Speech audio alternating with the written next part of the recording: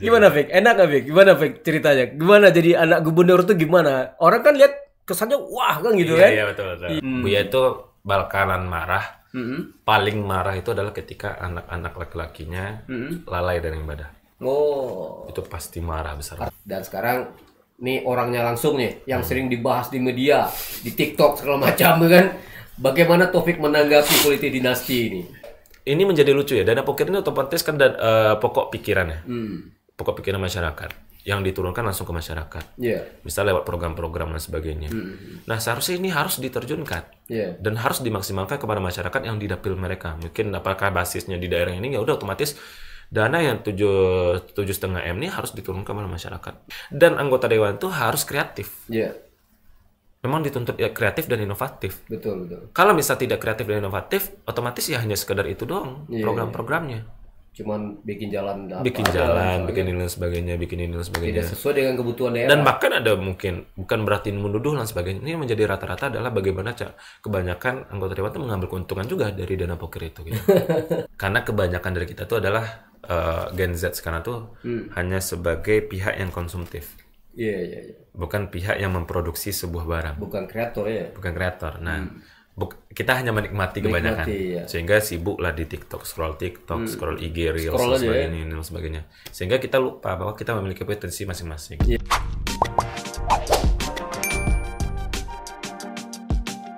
Assalamualaikum warahmatullahi wabarakatuh.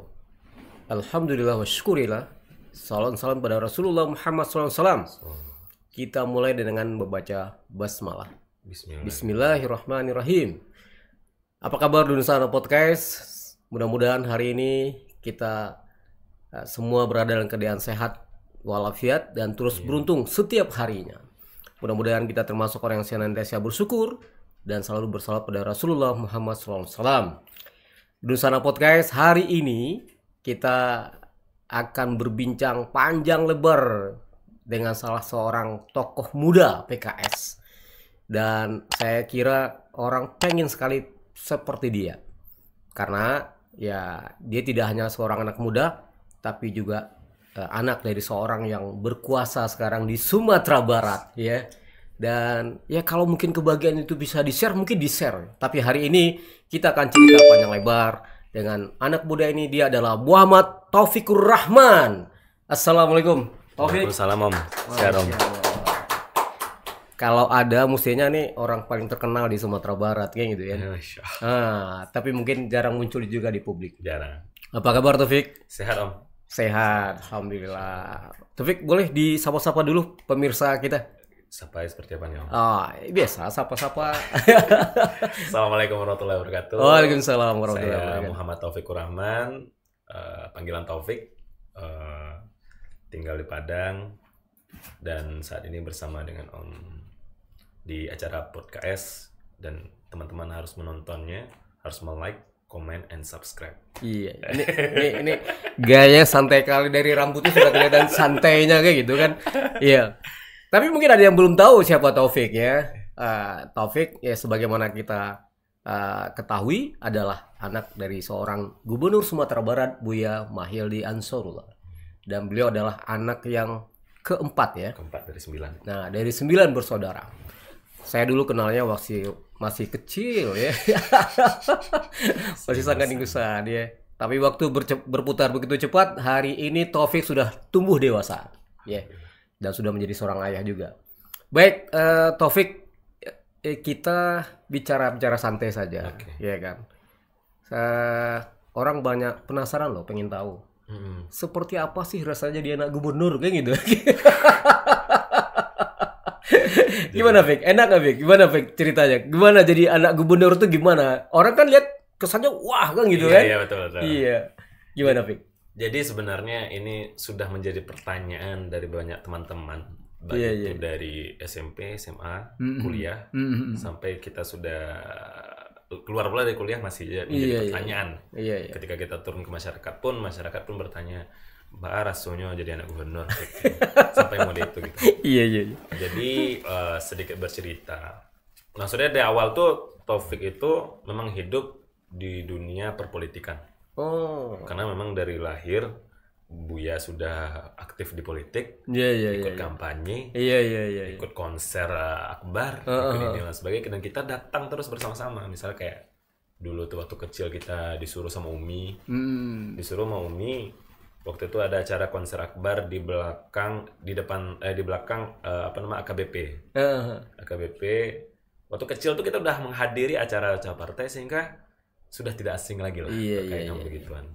Nah, jadi kalau misal ditanya apa rasanya, sebenarnya plus minus. Maksudnya ada sukanya, ada dukanya. Oh iya. Kalau sukanya, ya kita sebagai seorang anak dan Buya juga bisa menghidupi lah, sudah artian hidup di dunia politik dan anak-anak juga sehat, apa semuanya terkendalikan dan sebagainya. Hanya sekedar itu. Nah, cuman dukanya, orang mungkin bertanya pasti orang kaya nih, pasti duitnya banyak uang, bos, pasti main proyek lah ini, pasti ini, pokoknya banyak hal ya dibilang sama teman-teman. Bahkan saat waktu perkuliahan, kita saat itu belum dikenal sebagai anak wali kota, cuma tiba-tiba ada salah satu senior lagi ngumpul kita bareng-bareng seangkatan, langsung bilang ke sini ke depan, kabarnya di sini ada anak wali kota Padang. Mana dia? Yang bilang siapa? Senior. Oh, senior. Waktu di ospek ya. Pas di ospek. Iya. Jadi langsung pas itu, pas teman-teman lain pada nggak tahu gitu, nggak ada yang tahu. Cuman ada salah satu teman satu sekolah. Jadi temannya langsung nunjuk kita. Pas temannya nunjuk, kita juga menghadap belakang. Iya. Kayak gitu. Pura-pura ya. Pura-pura nggak tahu.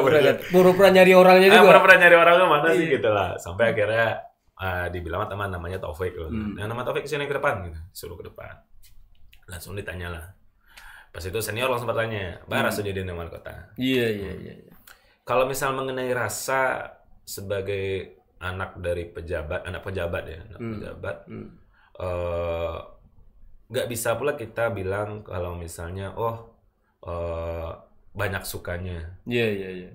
Pasti banyak dukanya juga ada. Banyak dukanya pasti. Pertama, kalau misalnya duka, otomatis punya tekanan. Iya. Nggak bebas dengan diri sendiri. Betul. Otomatis kayak kita tuh diatur bagaimana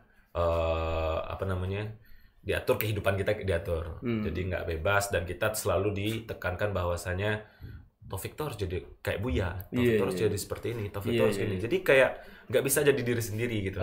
Itu menjadi tekanan bagi kita semua gitu.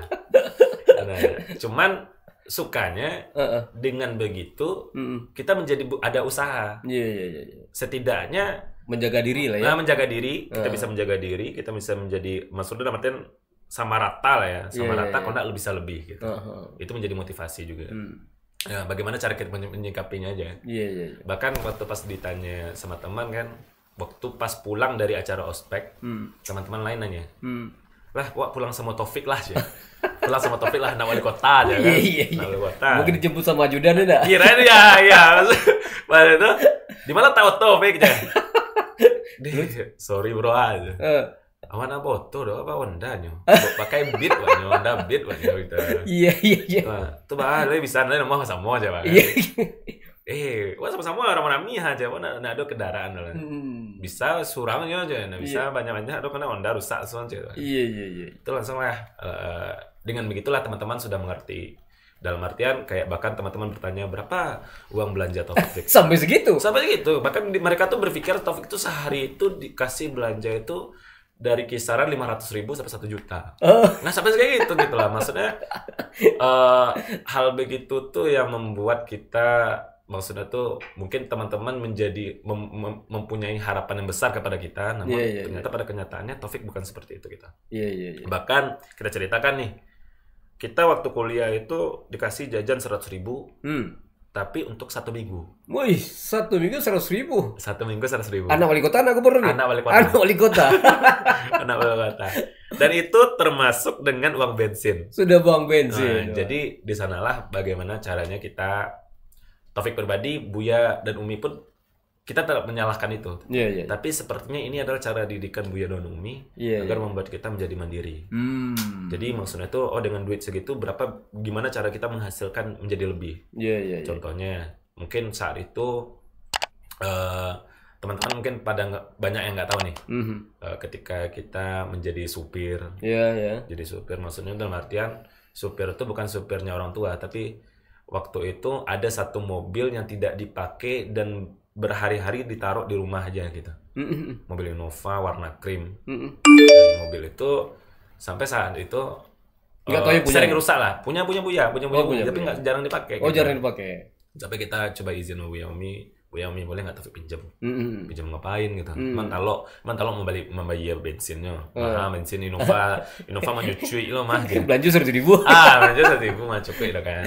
Nggak mau Taufik rental kan ke teman-teman. Terus ada teman di Jakarta besok tuh mau datang ke Padang, boleh nggak Taufik pakai? Tapi dia sewa. Atau kata Umi, ayo udah berapa bagi hasilnya? Pakai bagi hasil. Berapa bagi hasilnya? Itu tapi bilang aja, deh. Segitu bagasi lo kawa tapi nak aman tuh mobil aman insya Allah tapi mana mobil ayolah oke lah akhirnya ya alhamdulillah lah dengan begitu kita dapat relasi, kita dapat link, kita dapat teman sehingga waktu perdana kita mendapatkan uang 3 juta dalam waktu 1 minggu karena dia pertama itu sewa mobil terus juga sekaligus sewa kamera kita terus juga sewa printer kita. Nah ya udah sewa ketiganya itu ditotalkan semuanya 3 juta lah. Langsung pada saat itu beli HP baru. Bagi hasil? Bagi hasil tidak ada. Syukron aja. Syukron Umi. Mantap. Tepuk tangan dulu untuk Taufikur Rahman. Ya jadi ini luar biasa. Orang paling mikir seperti tadi mindsetnya anak gubernur, anak pejabat tentulah datang pakai mobil mewah misalnya kan, sedan mewah ya. Jadi ternyata Taufik tetap menjalani kehidupan normal seperti biasa anak muda juga. Ke kampus pakai Beat misalnya kan, belanja cuma 100.000 1 minggu, ini luar biasa gitu. Jadi tidak seindah yang dibayangkan orang kayak gitu kan. Berarti otomatis kalau misalnya kuliah itu Senin sampai Jumat, berarti 5 hari. 5 hari 100.000 berarti 20.000. 20.000 udah masuk ini minyak ya. Mantap luar biasa. Jadi ini info belum banyak dibuka barangkali. Baru di podcast ini kayaknya. Baru kali ini. Baik Taufik. Jadi begitulah cara kita lihat ya, berarti Umi dan Buya memang mendidik, tidak membuat anak-anaknya hidup dengan wah gitu, tapi tetap sederhana. Tidak melangit tapi tetap membumi ya, meskipun pejabat kan gitu kan. Jadi akhirnya kadang-kadang orang bilang kalau ada kenakalan, anak pejabat gitu. Anak pejabat ini jadi garis merah punya hubungan dengan kenakalan karena fasilitas yang diberi ayahnya kayak gitu. Tapi mudah-mudahan dengan 9 anak ini Buya dan Umi mendidik anaknya dengan baik.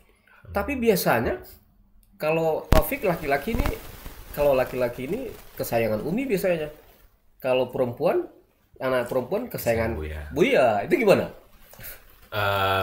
Kalau misalnya dibanding-bandingkan. Dibandingkan mungkin listnya. Ini menjadi sebuah konflik baru nanti kalau kita sampaikan. Cuman pada dasarnya nama orang tua pasti mengukur anak-anaknya itu adil itu kan belum tentu sama. Betul. Adil itu belum tentu sama dan otomatis masing-masing anak pasti melihat potensi masing-masing. Misalnya satu kedokteran seperti apa kebutuhannya. Yang satu sebagai anak yang keuangan seperti apa kebutuhannya. Yang satu anak ketiga sebagai seorang yang akademisi seperti apa pula apanya gitu. Kebutuhannya. Jadi masing-masing sudah dipetakan nih sama Buya dan Umi. Bahkan dulu itu pernah Buya sampaikan dalam satu forum dan semuanya anak-anak juga ada di Dampa. Buya sampaikan ketika saat Buya sudah tidak mampu, tugas anak pertama itu adalah bagaimana mengkondisikan anak yang ke-5. Anak pertama ke anak kelima? Ke anak kelima. Lalu anak kedua mengkondisikan adiknya yang anak ke-6. Anak ke-6. Yang ketiga itu mengkondisikan anak yang ke-6, ke-7. Yang anak ke-4 mengkondisikan anak ke-8. Biar Buya dan Umi anak ke-9. Berarti yang bungsu. Yang 4 nih kakak lah. Ya, kakak. Senior gitu. Jadi, kan. Sampai gitulah dalam artian untuk pengkondisian dalam artian keluarga ya.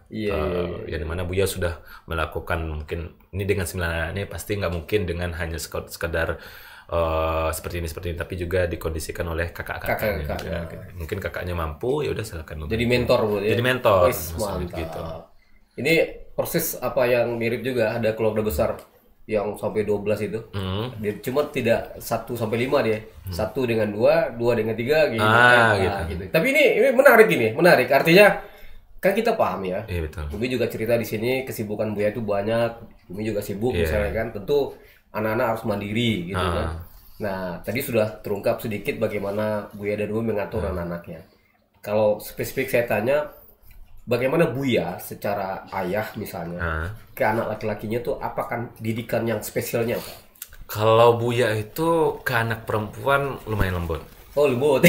Lembut ya? Iya lembut, maksudnya tidak terlalu keras. Sedangkan ke anak laki-lakinya sangat keras. Oh sangat keras? Sangat keras. Wih. Kalau misalnya mau menceritakan apakah itu sebagai aib atau enggak, kita nggak tahu ya. Cuman ada salah satu mungkin ceritanya. Buya itu bakalan marah. Paling marah itu adalah ketika anak-anak laki-lakinya lalai dari ibadah. Oh. Itu pasti marah besar. Artinya soal disiplin ibadah nih nomor 1 lah. Hal ibadah itu nomor 1. Nomor 1. Kayak misalnya contohnya, waktu itu nih kita bertiga nih, yang laki-laki ya, pergi ke masjid bertiga. Waktu itu masih kisaran umur Taufik SMP, adik-adik SD waktu itu. Jadi waktu itu lagi sholat lah kita kan bareng di masjid.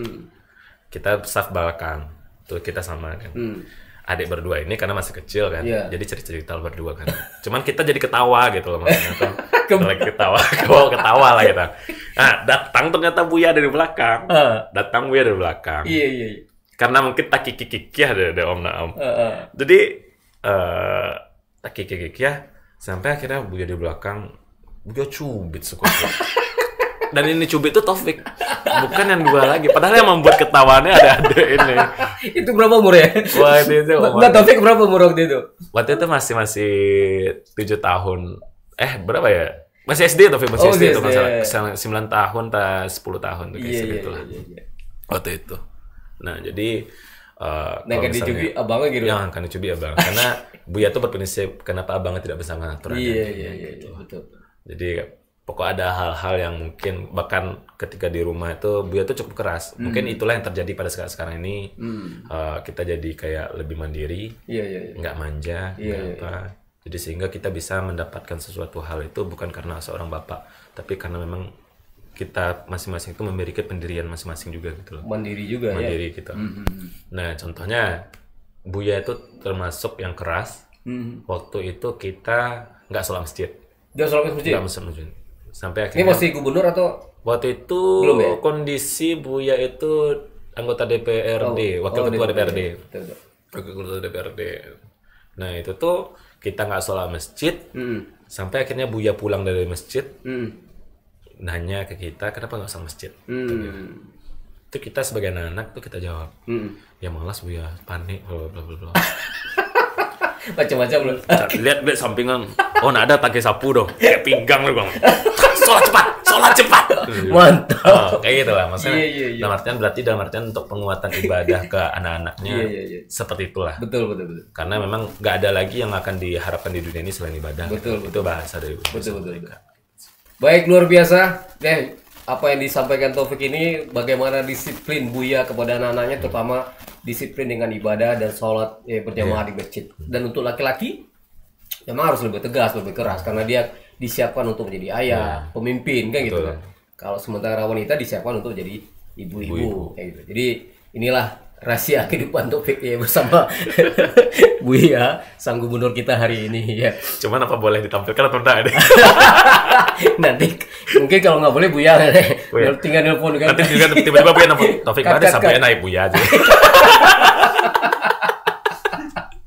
Nah kita jadi ngomongin Buya jadi. Iya betul. Iya. Baik.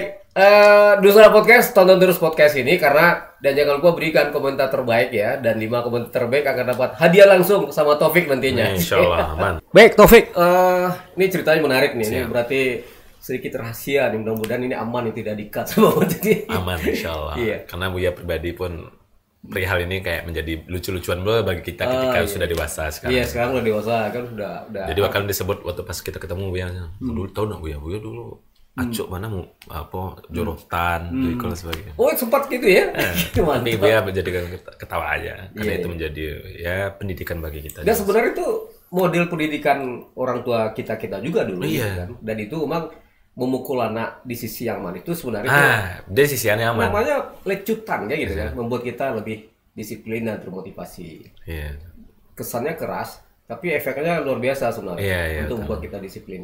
Sampai nanti kita punya pemahaman kan gitu kan.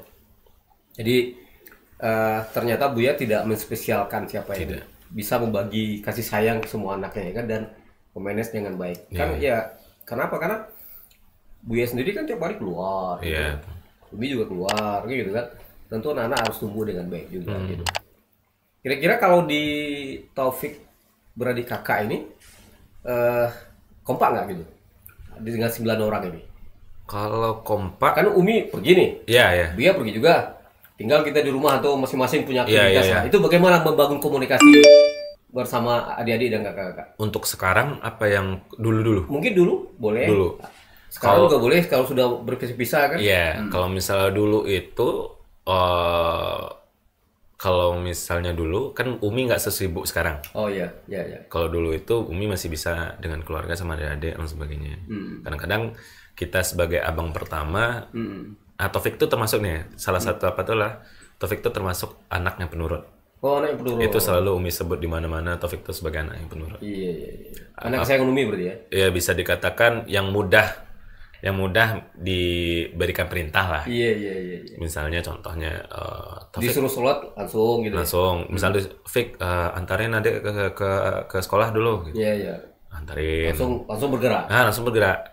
Fik antarin adik ke Arsalah. Fik jemput adik dari Arsalah gitu. Iya. Sampai kayak gitulah, dan itu berkali-kali, dan alhamdulillah ya itulah. Kadang kalau ketika kita berada dalam posisi kita tidak mendengarkan Umi, Umi itu selalu sedih. Perasaan Taufik nggak kayak gini orangnya. Kan tangan kanannya Umi berarti. Iya gitu. Maka kadang-kadang Umi kok Taufik malah sekarang tuh kayak lebih nggak terlalu nurut. Udah kayak bisa nolak dan sebagainya kayak gitu lah. Pasti ada lah masa-masa mungkin kita agak malas dan sebagainya gitu. Tapi itu sekali, nggak terlalu sering lah. Sekali 2 kali gitu. Nah, dengan adik kakak-kakak komunikasi bagus. Kalau sama adik-adik kakak-kakak kita komunikasi bagus. Walaupun berantem ada juga. Kompal ya. Berantem pasti ada. Oh, berantem pasti ada. Pasti ada. Misalnya beda pendapat. Iya, beda. Misalnya anak pertama pendapat gini, anak kedua gini, dan sebagainya. Cuman dalam hal komunikasi kita masih lancar. Bahkan ketika ada adik yang mungkin butuh bantuan, ya kita bantu. Selama kita sanggup, kita berikan. Iya. Ya karena melihat kesibukan Buya dan Umi misalnya kan, tentu anak-anak harus kompak juga harus ya kayak gitu. Tapi bagus lah. Baik, ini menarik. Ini cerita keluarga lah ya. Serba-serbi bagaimana kehidupan ya anak-anak dari Buya Mahyildi ya, dan Umi Harneli, dan sekarang Taufik ya yang sudah dewasa. Mungkin anak-anak juga sudah dewasa. Udah. Atau dewasa ya. Yang paling kecil itu SMA. Kelas 3 SMA. Sudah berkeluarga? Sudah. 5 ya? 6. Apanya? Yang sudah berkeluarga berapa? Berlima. Oh, berlima. Ya. Baik. Kita keluar dari cerita keluarga nih. Tapi bagaimanapun juga Taufik tetap harus diidentikan sebagai anak Buya dong, gitu nggak bisa. Sekarang Taufik mau manggung nih ke pentas politik di Pileg 2024. Maju sebagai caleg ya untuk daerah Dapil 4 Pasaman Barat Timur sama dan Pasaman. Barat, ya kan. Nah, kira-kira di pentas seperti ini apa sih motivasi yang Taufik miliki untuk bisa maju sebagai caleg ya PKS untuk Pasaman? Iya. Kalau motivasi sebenarnya Om, itu motivasi itu sudah ada dari dulu. Iya. Semenjak SD, ketika ditanya cita-citanya apa, selalu kita menjawab kita pengen jadi seperti Buya. Oh, sudah kita pengen model, dulu waktu pas Buya haji. Jadi mikir kita apa cita-citanya Taufik? Pengen kayak Buya. Pengen jadi Buya. Bisa pergi haji. Sampai bahasa seperti itu, bisa pergi haji. Terus Buya bisa pergi ke Jakarta. Jadi pengennya seperti Buya lah gitu. Bisa pergi mana-mana. Jadi Buya sudah jadi figur model. Iya, jadi gitu ya. Betul. Figur ayah yang sekaligus menjadi idola juga. Jadi idola. Namun ya seiring berjalan pasti tidak sesuai. Tidak sesuai. Cuman itu udah dari kecil kita sudah menjadi grand model lah maksudnya bagi kita, bahwa sosok Buya ternyata memang sebaik itu bagi kita. Bagi kita. Bahkan waktu saat Buya pulang haji, Buya membawa hadiah ke rumah, itu langsung kita mikir, Taufik pengen jadi seperti Buya, bisa ngasih hadiah dan sebagainya. Kayak gitu. Maksudnya dalam artian itu menjadi grand model. Bahkan adik-adik di bawah juga banyak juga yang seperti itu, pengen jadi Buya. Nah, jadi hal itulah mungkin menjadi pendorong bagi kita. Maka kita bersekolah juga di FISIP, Fakultas Ilmu Sosial Ilmu Politik, dan juga maksudnya itu dengan seperti itu kenapa kita melangkah ke politik ya? Melangkah ke politik karena kita juga ngerti nih. Secara pribadi kita dari kecil juga udah diajarin seperti itu kan. Kampanye ini sudah dikondisikan lah, lingkungan sudah begitu. Dan dari 9 anak, Taufik yang paling ngerti terkait politik. Bukan yang paling ngerti ya, bukan si paling ngerti ya. Maksudnya arti yang lebih mengerti dari yang 9 anak. Bahkan kakak-kakak yang lain juga menanyakan politik ke Taufik juga. Bahkan terkait birokrasi pun nanya ke Taufik juga dan sebagainya. Nah, jadi hal inilah yang menjadi dorongan awal bagi kita. Bahkan Buya pun menanyakan ke anak-anaknya mau fokus di mana, langsunglah pas nanya ke Taufik, kayak Taufik ke politik deh Buya. Sama kayak anak PIP juga gitu kan. Dari sekian banyak anak PIP, Ibrahim lah mencolok untuk maju ke pentas politik. Nggak semuanya. Kalau itu langsung ada mereknya, Ibrahim IP. Ibrahim Irwan Breno. Kalau kita Muhammad Taufikur Rahman, tapi bisa juga panggil di Taufikur Rahman. Jadi memang sepertinya pilihan Taufik dari awal karena Buya sudah jadi role model, Taufik sudah jadi idola, sudah menjadi impian, jadi Taufik pengen juga terjun ke politik. Memang ada dorongan dari dalam. Ada dorongan dari dalam, dan kita pun aktif juga ke berbagai organisasi. Jadi dari sekian banyak anak-anak Buya yang banyak aktif organisasi Taufik, bahkan kayak kakak-kakak itu bilang kayak ini. Banyak organisasi itu mah, dia handle juga. Ya, kita kalau misalnya kita tuh otomatis sesuai dengan koridor masing-masing. Kalau misalnya kita sebagai waketum HIPMI, ya kerja kita ya sesuai dengan apa tupoksinya. Atau misal sebagai sekarang tuh udah jadi sekretaris Karang Taruna, itu tupoksi kerjanya seperti apa, sekretaris Karang Taruna. Ya itu yang kita jalankan gitu. Selama kita tidak kayak hadir di sana, tapi malah membuat buruk citra organisasi jadi buruk gitu. Nah itu dia. Makanya dengan begitulah, dengan kita aktif organisasi, kita aktif di kampus juga. Tapi kampus tidak terlalu aktif kita nih, karena kita pengennya eksternalnya. Eksternal kebanyakan. Cuma kita tergabung aja di FSI FISIP dulu tuh. Jadi dengan aktif dengan banyak organisasi dan banyak berkenalan. Bahkan dulu waktu Buya Wali Kota Padang pernah jadi salah satu di forum anak Kota Padang juga gitu. Jadi ada hal-hal yang ternyata selama ini Buya tata. Karena Taufik mungkin dalam artian Taufik orangnya ekstrovert banget ya, maksudnya dalam artian ketika mudah berkenalan sama orang, mudah dekat sama orang, sehingga hal itu yang menjadi ketika Buya membaca kayak ini anak harus gabung organisasi, masukinlah forum anak Kota Padang, ini dan sebagainya, kayak cocok dia berada di lingkungan yang banyak, yang rame, yang punya visi misi dan sebagainya. Oke, luar biasa. Tepuk tangan lagi untuk Taufikur Rahman. Jadi ini menarik ya, figur Buya sebagai ayah buat Taufik ini. Ya, Buya tidak hanya dicintai banyak masyarakat Sumatera Barat, tapi Buya juga sukses menjadi figur yang kuat buat Taufik ya. Jadi Taufik sudah memimpikan akan mengikuti jejak langkah Buya dan seperti Buya. Dan makanya sekarang salah satu motivasinya adalah maju ke panggung politik, pengen seperti Buya. Dan mudah-mudahan ini memang estafetnya gitu. Dan mungkin ini momentumnya. Nah, jadi sekarang kan lagi ribut nih politik dinasti. Dan kalau kita lihat di TikTok segala macam itu disinggung-singgung juga Taufik. Iya, betul. Iya kan? Ya kita mah masyarakat cari berita aja, cari yang viral kayak gitu. Iya, betul. Dan ya akan politik dinasti ini viral bukan karena Taufik, tapi karena salah seorang yang di Jawa Tengah gitu ya. Ya itu mungkin ada unsur politik yang membuat desain sehingga seakan-akan maksa lah ya gitu. Tapi apapun yang terjadi, kita bisa aja memberikan jawaban terhadap politik dinasti itu. Dan sekarang nih orangnya langsung nih yang sering dibahas di media, di TikTok segala macam kan. Bagaimana Taufik menanggapi politik dinasti ini? Coba.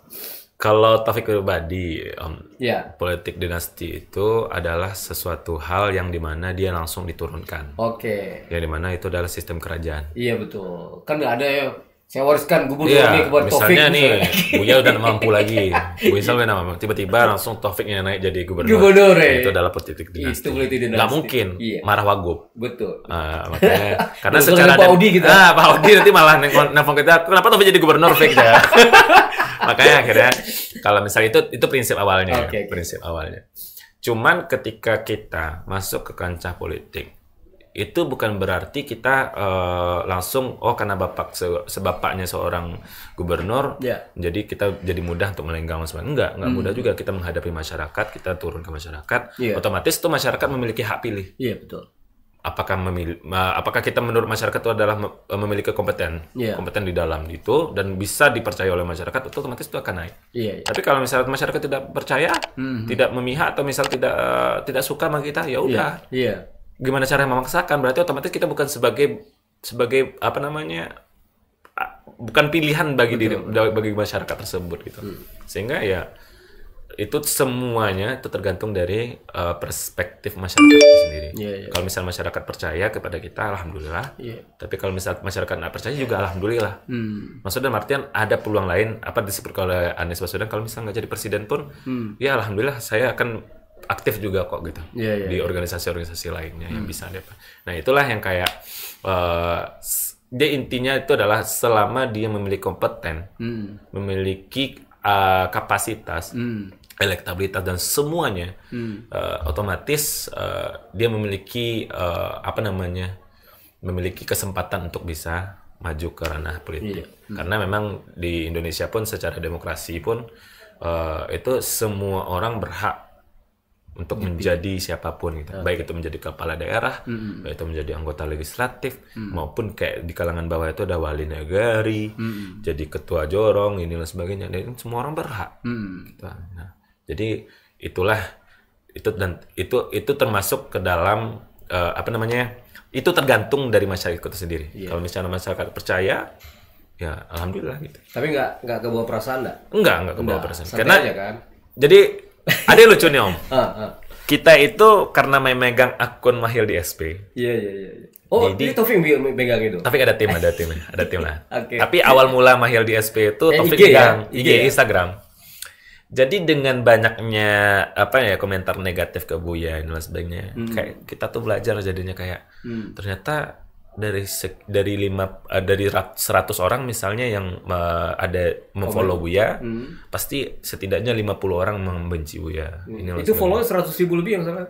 Iya udah 151 ribu. 151. Nah Pak Audi baru 70 ribuan.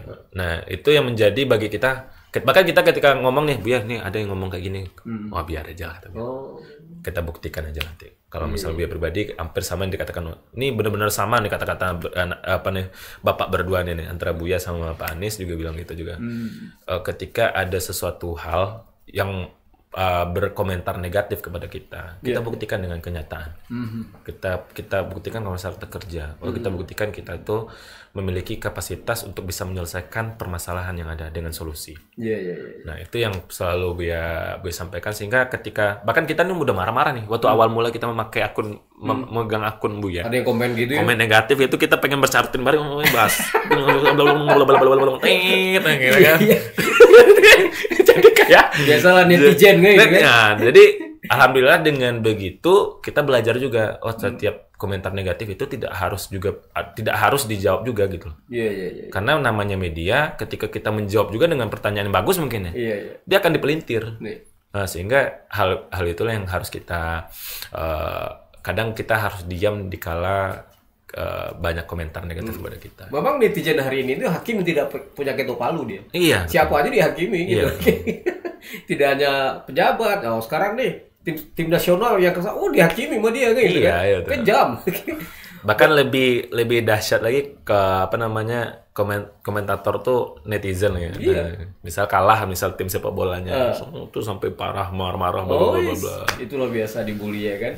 Jadi ini memang realitas politik lah gitu kan. Kalau kita ngelihatnya ya mungkin orang yang ngomong ya sekedar membuka opini yang mungkin saja pengennya mendiskreditkan lah tertentu atau kita lah misalnya. Tapi dalam konteks kemenangan, ya kan, misalnya PKS nih, dalam konteks untuk meraih kemenangan, semua potensi harus dikerahkan untuk meraih kemenangan. Iya, betul. Jadi misalnya Taufik atau Umi yang punya food getter, misalnya punya pemilih, punya masa, kenapa tidak? Kayak gitu betul. Kan?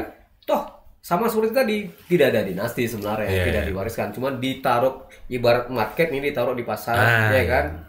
Terus yang beli siapa? Kayak gitu kan? Nah, kan tergantung masyarakat, ya kan? Yang penting, kalau nanti punya kapasitas, nampak. Ya kan saat beli di masyarakat, misal dibeli di pasar itu, oh ini barang menarik nih. Jadi otomatis dia pilih. Tapi kalau misalnya menarik ya udah pilih yang lain. Kan banyak nih caleg-caleg yang lain. Gitu. Tapi mindset masyarakat akan berubah juga ketika masuk misalnya tidak hanya calon wakil presiden Pak Gibran ini, tapi ada juga siapa si Kaisang yang maju di PSI. Ya di usia muda sudah jadi ketua dan kemungkinan akan maju di wali kota kan. Akhirnya dengan anak muda yang bisa maju sebagai wakil presiden, mindset orang kebuka. Kenapa kita tidak majukan tokoh-tokoh muda kita? Iya kan? Karena kita mikirnya tidak sekarang nih. Kalau Pak Rahmat Saleh bilang dia sudah berpikir tentang Indonesia emas. Ketika 100 tahun Indonesia merdeka. 2045. Iya, dan itu berarti sekitar 25 tahun lagi lah misalnya kan. Artinya di itu sekarang di masa itu yang memimpin ini anak muda yang ada sekarang kan gitu kan. Jadi kita kenapa nggak kita munculkan sekarang? Jadi politik dinasti ini sebenarnya memang opini yang sengaja dimunculkan gitu kan. Baik, ya berarti Taufik sudah siap nih kan untuk maju ya untuk jadi caleg di DPRD provinsi nanti mewakili Pasaman, Pasaman Barat dan Pasaman Timur. Karena kita diamanahkan oleh partai untuk maju, insya Allah tuh kita sebagai prajurit, siap ya. Siap insya Allah. Sebagai anak panah, siap untuk diluncurkan. Tapi ini Pasaman ini seksi sekarang loh, Fik loh. Menjadi pembicaraan di medsos ya, dengan persoalan yang ada, misalnya liku-likunya. Tapi kalau kulihat Pasaman ini daerah yang bagus gitu misalnya. Nah, kira-kira kalau Taufik misalnya maju, duduk sebagai DPRD di Provinsi mewakili Pasaman Timur dan Barat, apa yang mungkin Taufik bawa untuk ke DPRD-nya nanti tentang Pasaman ini? Iya, betul. Kalau misalnya untuk itu, kita memang pernah dulu ditanyakan waktu pada saat kita maju, waktu pas awal-awal ditanyakan apa yang bakalan terjadi. Karena kita belum turun sama sekali, belum tahu kondisi masyarakat dan sebagainya, sehingga visi misi yang bisa kita bentukkan belum tercapai. Cuman alhamdulillah kemarin kita udah 1 bulan, kita udah bergerak, udah 4 kali turun kita bergerak untuk bertemu dengan masyarakat, tokoh-tokoh masyarakat. Itu alhamdulillah kita menemukanlah titik terang. Titik terang itu adalah ternyata masyarakat ini karena mungkin jauh ya dari ibu kota, dan itu butuh jangkauan waktu sekitar 3 jam 4 jam ya. Apalagi kalau misalnya sampai ke ujungnya juga itu bisa sampai 6 jam. Nah, udah perbatasan ya. Perbatasan. Nah, jadi ada hal yang mungkin ternyata kalau misalnya yang sekarang terjadi itu adalah sekolah politik. Sekolah politik. Cuman rasanya sekolah politik tuh hanya sekedar untuk membuat masyarakat itu mengerti terhadap politik. Padahal ada hal yang lebih krusial adalah sekolah birokrasi. Sekolah birokrasi? Sekolah birokrasi. Nah, sekolah birokrasi ini adalah yang dimana masyarakat itu tidak tahu cara, misalnya contohnya untuk administrasinya. Masyarakat nggak tahu bagaimana cara untuk bisa mendapatkan KTP. Masyarakat nggak tahu bagaimana cara mendapatkan BPJS. Masyarakat nggak tahu juga bagaimana cara mekanisme untuk bisa mendapatkan bantuan, baik itu ketika terjadi gempa di Pasaman Barat. Masyarakat nggak tahu terkait itu. Ternyata ketika kita turun, ada salah satu sosok tokoh muda di daerah tersebut yang ternyata dia mumpuni untuk menerangkan kepada masyarakat bahwa ternyata mekanismenya itu Bapak harus melapor ke sini, melapor ke sini, melapor ke sini. Harus ada surat-surat ini, surat-surat ini, surat ini. Ketika sebuah sekolah misalnya kita turun nih, ketika ada sekolah ternyata banyak hancur, sekarang itu masih pakai tenda, 2 tahunan dia masih pakai tenda. Masih belum ini ya? Belum ada, masih tenda panas itu udah turun gitu. Dan ternyata ketika kita merasakan itu dan kita coba untuk memfasilitasinya kepada pemerintah, ternyata ada permasalahan kayak terkait pemilikan lahan dan sebagainya. Hal itu yang ternyata belum sampai sosialisasi ke masyarakat. Sehingga masyarakat, yang nama masyarakat otomatis bagaimana apa yang tampak kan. Cuman mekanisme kerja birokrasinya dia tidak mengerti. Belum tahu lah tibanya, belum tahu. Nah, hal itulah yang kita perlu cerdaskan. Contohnya, pencerdasan terhadap dana pokir. Kita pribadi kayak merasa, kok masyarakat nggak tahu ya terkait dana pokir, terkait dan sebagainya, mekanisme dana pokir. Karena kita tuh kayak, ini menjadi lucu ya, dana pokir ini otomatis kan pokok pikirannya. Pokok pikiran masyarakat yang diturunkan langsung ke masyarakat. Misalnya lewat program-program dan sebagainya. Nah, seharusnya ini harus diterjunkan dan harus dimaksimalkan kepada masyarakat yang di dapil mereka. Mungkin apakah basisnya di daerah ini, ya udah otomatis dana yang 7,5 M ini harus diturunkan kepada masyarakat secara apa. Nah, hal ini yang tidak boleh dipermainkan seharusnya, karena ini milik masyarakat. Ini hasil dari pajak-pajak masyarakat. Ini hasil dari jual beli masyarakat. Nah, sehingga hal inilah yang menjadi yang tidak diterangkan kepada masyarakat bahwa dana pokir ini bisa dimaksimalkan misalnya untuk jalan, untuk jalur irigasi, untuk pensosialisasi birokrasi, sekolah birokrasi bisa juga, atau misal untuk event, atau untuk apa. Jadi itulah yang seharusnya disebarkan. Dan anggota dewan itu harus kreatif. Memang dituntut kreatif dan inovatif. Betul. Kalau misal tidak kreatif dan inovatif, otomatis ya hanya sekedar itu doang program-program. Cuman bikin jalan, bikin ini dan sebagainya, Tidak sesuai dengan kebutuhan daerah. Dan bahkan ada mungkin bukan berarti menuduh dan sebagainya. Ini menjadi rata-rata adalah bagaimana kebanyakan anggota dewan itu mengambil keuntungan juga dari dana pokir itu. Gitu. Nah, itu dia. Walaupun tapi ada juga yang enggak. Ada juga yang enggak gitu. Ada juga yang enggak. Nah, jadi itu yang perlu kita sosialisasikan masyarakat bahwa dari dana pokir ini bisa untuk memaksimalkan dan membantu masyarakat agar dana ini benar-benar turun kepada masyarakat dan bisa dimaksimalkan ke masyarakat dan dipergunakan oleh masyarakat. Misalnya jalur irigasi, jalur persawahan dan sebagainya, itu yang dan anggota dewan itu memiliki link yang dimana yang harus dimaksimalkan, bukan hanya sekedar 7,5 M. Betul. Saja gitu. Baik link dengan organisasi lain, ngambil dari pusat, bisa dibawa ke daerah, baik itu kayak misalnya ada DAK dan sebagainya. Itu harus benar-benar sekreatifnya anggota dewan untuk bisa memaksimalkan menerjunkan anggaran dari pusat ke daerah. Nah, ini yang seharusnya masyarakat dicerdaskan. Misalnya contoh terkait kemarin itu masyarakat jalannya rusak. Kita pribadi kan nggak punya dana yang besar. Kita bukan anggota dewan, kita bukan incumbent. Jalannya rusak, sehingga apa yang kita lakukan sebagai calon anggota legislatif yang belum duduk? Ini sudah menyampaikan permasalahan ya? Sudah menyampaikan permasalahan masyarakat. Jalan kami rusak, Pak.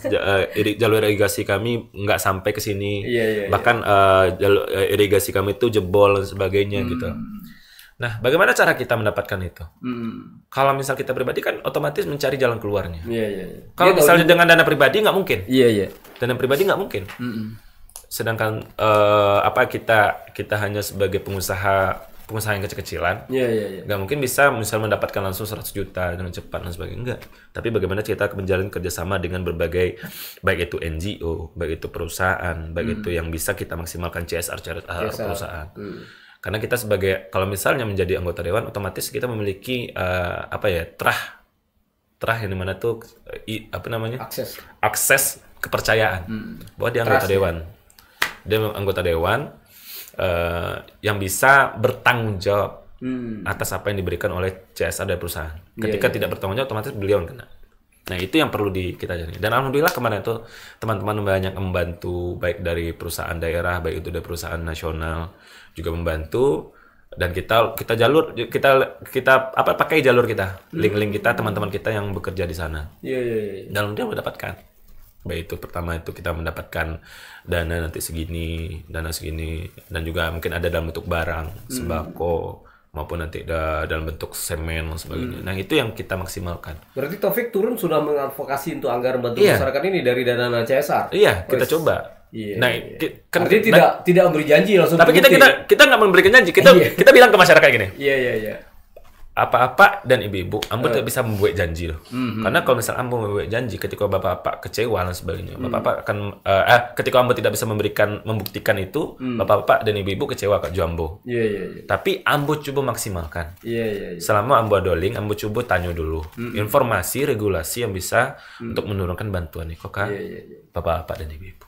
Dan tadi mungkin ini karena anak gubernur nih kayak itu. Nah, karena kita anak gubernur tuh otomatis bisa langsung ke Buya gitu. Ya, kalau bisa ke Buya tuh namanya anggaran Pemprov tuh udah dipetakan kemana arahnya, harus direalisasikan tahun depan. Jadi nggak bisa langsung kita minta sekarang otomatis direalisasikan sekarang nggak bisa.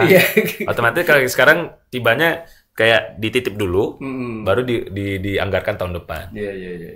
Kayak gitu. Jadi mekanisme itu harus dijalankan. Tapi kalau misalnya kita memiliki link yang besar, misalnya otomatis kita kerja sama ini kenal dan sebagainya, ya dia memberikan bantuan kepada kita. Baik, itu plusnya karena karena ya dekat dengan birokrasi sehingga Taufik punya link itu kan hal plus yang harus dimaksimalkan juga nilai plusnya gitu. Nah, oke. Artinya kan Taufik sudah turun masyarakat dan sudah nampaklah titik-titik yang perlu dibenahi kan. Pertama mengedukasi masyarakat soal birokrasi ya dan juga politik tentunya. Nah sekarang kita bicara tentang Gen Z ya. Ini kan zaman sudah digitalisasi semua kan. Jadi semua sudah pakai alat-alat yang digital ya kan. Apapun ngisi bensin ada pakai digital kan. Jadi kira-kira gaya hidup pun sudah, dan 50% pemilih ini mereka yang milenial ke atas gitu. Nah bagaimana Taufik melihat potensi anak-anak muda seperti ini, dan itu kan dekat dengan usia Taufik gitu. Apa yang mungkin perlu diapresiasi dari mereka, atau potensi mereka apa yang perlu kita angkat lagi gitu? Terkait potensi itu sebenarnya banyak hal, baik itu terkait entrepreneur maupun juga terkait sebagai content creator. Karena memang kita memegang salah satu media sosial, otomatis ada hal-hal yang perlu yang dirubah ulang lagi. Dirubah ulang ini gimana? Karena kebanyakan dari kita tuh adalah Gen Z sekarang tuh hanya sebagai pihak yang konsumtif. Bukan pihak yang memproduksi sebuah barang. Bukan kreator ya. Bukan kreator. Nah, kita hanya menikmati kebanyakan, sehingga sibuk lah di TikTok, scroll IG, Reels dan sebagainya, sehingga kita lupa bahwa kita memiliki potensi masing-masing. Misalnya contohnya ini sebagai content creator nih Imam, dia membuat sebuah agenda podcast dengan teman-teman yang lain, dengan Om juga dan sebagainya. Itu kan salah satu ide yang bisa memaksimalkan potensi beliau untuk menjadi seorang yang editor. Bahkan sekarang kan editor itu udah menjadi sebuah pekerjaan, profesi baru gitu. Dan profesi wajib di bidang media. Betul. Nah, misalnya apalagi ke kawan-kawan YouTuber dan sebagainya. Kita berkenalan banyak dengan para content creator, selebgram dan lain sebagainya. Dan itu benar-benar dalam artian kayak mereka itu punya riset. Bukan hanya sekedar dengan bikin konten-konten gini dan sebagainya, hanya tidak asal-asal. Dia memiliki kayak harus gini, perkataannya harus gini dan sebagainya, sesuai dengan koridor dari apa yang telah diapakan oleh tim produksi gitu. Nah, jadi banyak hal yang seharusnya kita maksimalkan baik itu generasi Gen Z. Contohnya kayak misalnya kalau misalnya di Pasaman Barat sama Pasaman itu adalah terkait pertanian. Bagaimana caranya kita memaksimalkan hasil pertanian tadi? Berarti otomatis kita mencari link, mencari apa yang ada potensi wisata misalnya. Salah satu aja potensi wisata di Pasaman Barat sama. Itu potensi wisata baru beberapa kali Taufik turun, itu per masing-masing daerah tuh ternyata ada potensi wisatanya. Pernagari dan sebagainya. Nah, hal itulah yang perlu teman-teman yang muda, teman-teman yang Gen Z, yang harus memaksimalkan dan harus berupaya bagaimana caranya teman-teman mempromosikannya. Kan mudah sekarang, teman-teman udah punya HP, udah punya handphone untuk bisa mengakses Instagram, TikTok dan sebagainya. Bagaimana caranya ini menampilkan sebuah suasana yang menarik untuk bisa menjadi sebuah wisata. Nah, contohnya kita dengan akun Mahil DSP, kita bikin kolaborator. Bagaimana cara memperkenalkan wisata-wisata daerah. Jadi otomatis ada teman-teman yang mungkin sebagai penggiat drone, penggiat videographer dan sebagainya. Kita kolaboratorkan dengan Mahil DSP. Dan itu berkali-kali kita ACC. Sesuai dengan mungkin ya harus menarik dong gitu. Apalagi sekarang kita udah banyak berkenalan dengan aplikasi-aplikasi khusus yang bisa edit video. Misal contoh CapCut, contoh VN, misalnya banyak aplikasi-aplikasi yang bisa kita gunakan. Nah, inilah yang perlu dimaksimalkan oleh generasi Gen Z, bukan sebagai pihak yang menikmati, tapi juga memberikan karya. Betul. Memberikan karya. Saat kita turun, waktu pas di Pasaman di SMA apa tuh namanya? Lupa namanya tempatnya itu. Jadi waktu pas turun itu, jadi siswa-siswa yang di sana itu mengcombine adat Minangkabau dengan adat Jawa. Dikombine-nya. Dibandingkan ya? Dikombine-nya sehingga bisa disatukan menjadi sebuah kayak apa namanya? Pentas seni yang menarik. Bahkan ketika kita berkenalan dengan salah satu ketua kannya itu bilang bahwasanya kami juga ada nih acara wayang, tapi berbahasa Minang.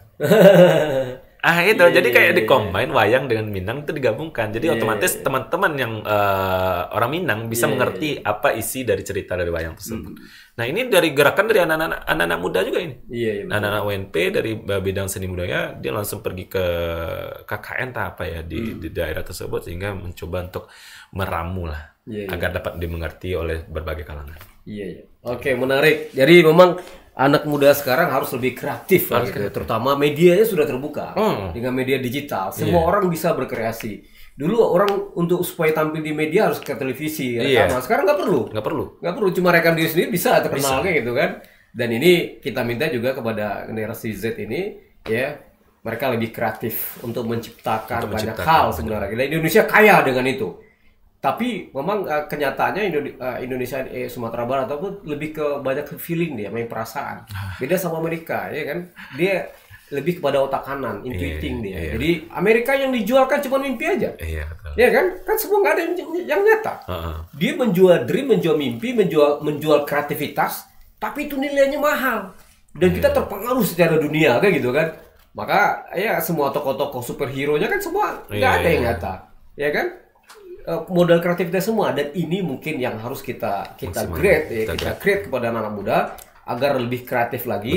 Meskipun tidak seperti Amerika, ya kan, mungkin dengan nilai natural kita barangkali, tapi era digital ini sebenarnya momen yang sangat bagus untuk generasi muda, ya, tidak hanya sebagai penikmat. Ya kan, tapi juga sebagai pencipta. Apalagi dengan terbuka, kita bisa mengakses apapun dan sebagainya. Dia menjadi kekurangan dan bisa menjadi kelebihan. Karena kekurangannya adalah teman-teman jadi mungkin terlalu sibuk dengan HP, terlalu sibuk ini dan sebagainya. Apalagi dengan perilaku menyimpang mungkin ke hal-hal negatif, mengakses sesuatu hal yang mungkin negatif. Karena memang dia pedang juga, pisau. Tergantung kita pakai untuk apa. Gitu kan. Jadi barangkali Taufik sudah melihat hal itu, dan kita lihat nih Taufik memang bergerak juga di bidang itu, media-media itu ya. Ya, berarti yang gawangi, kita nanya juga siapa yang ngawangi Mahil DSP ini siapa? Rupanya Taufik buka cerita di sini. Gitu. Kita ada tim. Jadi ada tim yang formalitasnya itu ada teman. Tim yang banyak bagarah ya Taufik. Misalnya kayak bahasa-bahasa captionnya agak kurang. Emang boleh itu kita tuh. Kalau Buya yang salah naik mobil itu gimana tuh? Yang Buya naik mobil travel gitu kan? Itu udah ada tim lain itu. Ada tim lain. Saya itu udah produksi video sendiri. Kita cuma hanya sekedar untuk memposting aja gitu. Iya. Baik, barangkali silakan Taufik sampaikan pesan-pesan khusus untuk pemirsa kita.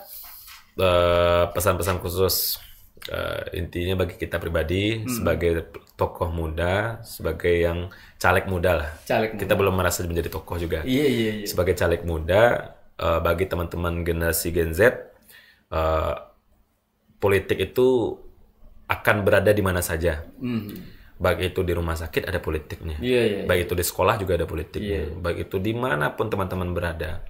Dimanapun lingkungan teman-teman, itu pasti ada unsur politiknya. Nggak akan pernah jauh-jauh dari politik. Maka oleh karena itu, jangan pernah golput. Pilihlah sesuai dengan hati nurani. Pilihlah antara mana yang memiliki mudarat. Maksudnya dalam artian di-combine. Maksudnya bukan di-combine, ditimbang mana yang mudarat yang terlalu banyak mudarat nih nggak usah pilih. Walaupun semua punya mudarat nih, ya pilihlah mudarat yang paling kecil, itulah pertimbangannya. Atau misalnya ada yang punya mudarat, ya udah pilihlah gitu. Jadi insya Allah dengan apapun yang teman-teman pilih, apapun yang teman-teman lakukanlah dengan Bismillah. Lakukan dengan atas nama demokrasi dan untuk Indonesia. Insya Allah apapun itu pilihannya, baik itu mau pilih nomor 1, pilih nomor 2, pilih nomor 3 atau nomor 6 atau nomor 5. Nomor 5. Untuk Pasaman Barat sama Pasaman pilih nomor 5 dari partai nomor 8. Baik, tepuk tangan untuk Muhammad Taufikur Rahman ya. Kita udah bicara dengan anak muda ini, saya pikir sangat segar ya.